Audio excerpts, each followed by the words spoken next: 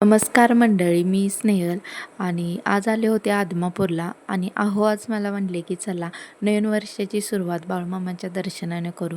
का माहीत नाही, पण आज मन खूप उदास वाटत होतं आणि मनात खूप सारे असे प्रश्न होते. कुणाला सांगता येत नाही, कुणाला बोलता येत नाही.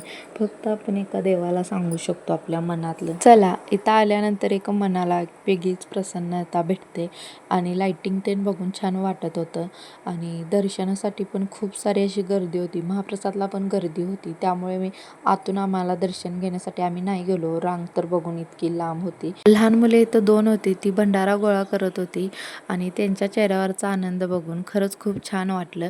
5 मिनिटं का असेना बाहेरून मामांचं दर्शन डोळे भरून बघता आले मामांना. का माहिती नाही, पण इथं आल्यानंतर मनाला खरंच समाधानी वाटतं आणि एवढी गर्दी गोंधळही असताना मन शांत राहणे म्हणजे गोष्ट साधी नाही. मामांचीच काहीतरी लीला असेल.